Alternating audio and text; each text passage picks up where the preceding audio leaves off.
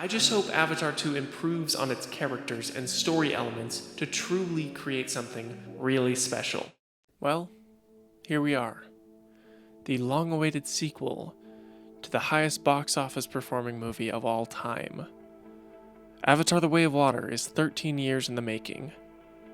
And did it live up to the hype after such a long time? Let's get the obvious out of the way and talk about the VFX work.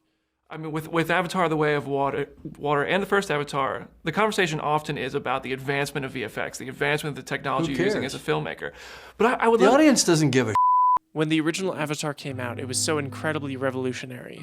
There was nothing else like it on such a large-scale production. When The Way of Water was announced, I knew there was no way it would have such a drastic distance in quality that the original had to other projects at the time.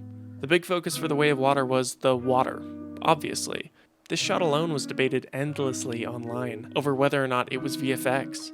Some people thought it was simply just someone painted blue. The smaller parts of the water that splashes onto the fabric and gets absorbed makes it really difficult to believe that this is not real.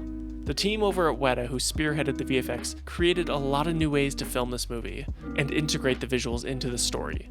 They crafted a new way to film motion capture underwater, in which 2/3 of the movie takes place in or under. There is a human character named Spider that interacts with the Na'vi characters through multiple scenes, and I'm fairly confident that James Cameron created this character just to be a big flex. The human and Na'vi interactions always felt a little off and floaty in the original, but they seem to have streamlined the visuals and physical interactions. There are so many shots of Spider interacting with Na'vi characters where it is seamless. I can't even fathom how complicated it would be to film a human character surrounded by CG characters in an entirely CG forest. The lighting on Spider is so believable that you forget the entire surrounding landscape is fake. Similarly to the first film, The Way of Water has a great understanding that the best way to integrate VFX is through excellent sound design. The sounds of the ocean and accompanying aquatic life are so rich. The clicks and echoes of the tulkun and the ilu that bounce through the water like whales and dolphins. The design of the ocean creatures are alien yet familiar. Some of my favorite creatures are only briefly shown in the background of underwater shots. Those designs probably took hours of work from the designers and VFX artists for it to only be seen in shots that last maybe a few seconds. The reef Na'vi also have an altered design in comparison to the jungle Na'vi we're used to seeing. They have wider hands and forearms.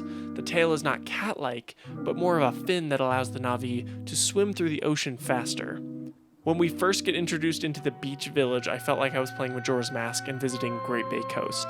That's just kind of the whole vibe of this location. I don't only love the design of the people and creatures of Pandora, I really loved how creative the human machines were in the design and the scenes they were used in. They have crab mechs. That's all I have to say. Crab mechs. Let's take a quick reprieve and talk about this hideous poster that they used for this movie.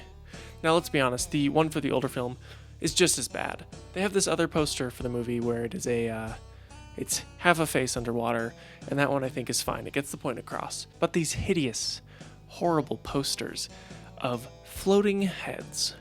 Now this is just an issue plaguing the industry that I am absolutely sick of. Dune could not even escape the clutches of these hideous posters. I understand why they do it. They want to stick all their celebrities' faces on the poster.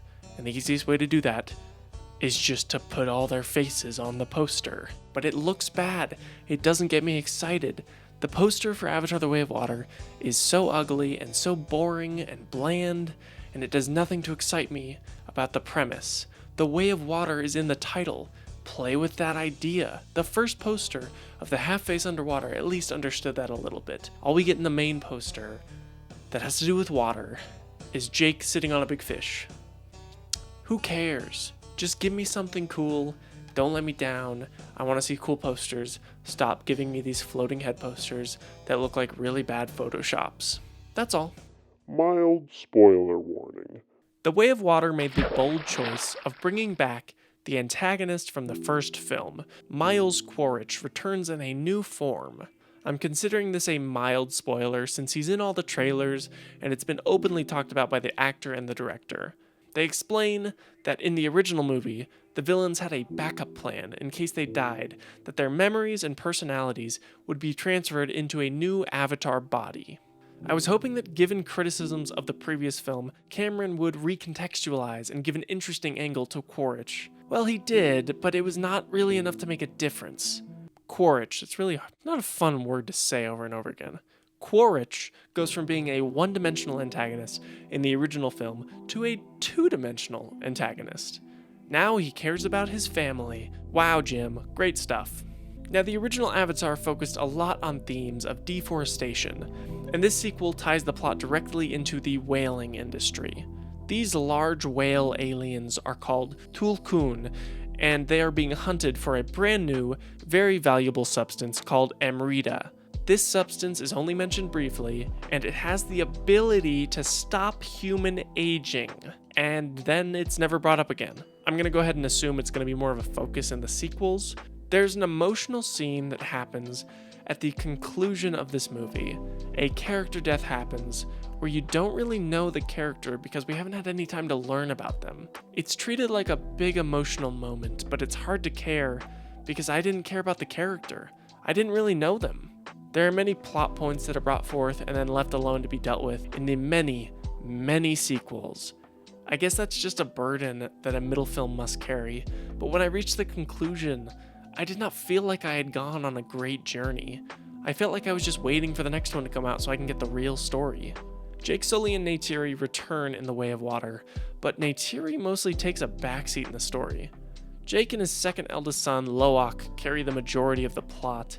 Quaritch is hunting Jake, and Loak is essentially playing the greatest hits from the first Avatar, except this time Loak is in the water. It was definitely a bold choice to have the majority of the story focus on the main character's children, and it's honestly very impressive that he actually found good kid actors to pull it off. It's honestly very frustrating how much of a backseat that Neytiri takes until the final quarter of the film. She was the best actor and character in the original, and she doesn't really get a focus in this, until of course the final quarter. After my praise of the original soundtrack, I was greatly looking forward to the composition for The Way of Water. Unfortunately, James Horner, the composer on the first film, passed away in 2015, and thus could not score the new film. Simon Franklin took over as a composer, and he really didn't achieve the quality the original had. The only notable moments of the score are when they reused a theme from the original. The theme in the original did such a good job at elevating scenes in the first movie, and it was always a standout. In The Way of Water, I forgot music was playing half the time. Nothing about the score left an impression on me. Mauro Fiore returned to helm the cinematography of this new Avatar, but he is also joined by Russell Carpenter. The biggest standout of the cinematography is when it comes to the action. All of the camera work is so easy to follow when these large-scale battles are going on. I was never left confused or disoriented when we had to jump between so many different action shots. The smallest details, like adding a small zoom in when action peaks, is a really cool way to catch your breath from the momentum of the action. I did not love the choice of switching the cameras to 48 frames per second in a lot of the underwater scenes. I don't really understand why some filmmakers keep trying to experiment with the frame rate in these ways. When you have a heavily CG'd movie and you increase the frames, it makes the whole thing feel weird and off. Ang Lee tried this with Gemini Man and it didn't work then, so please stop doing this. I just hope Avatar 2 improves on its characters and story elements to truly create something really special. Well, unfortunately, that's not what happened. A lot of the characters are put on the back burner, and the story just feels way too similar to the first one. I was really hoping for something truly unique and powerful to hit me with the weight of the story, but it never did. I wasn't pulled into any of the characters, new or old, and the story just felt played out and uninteresting.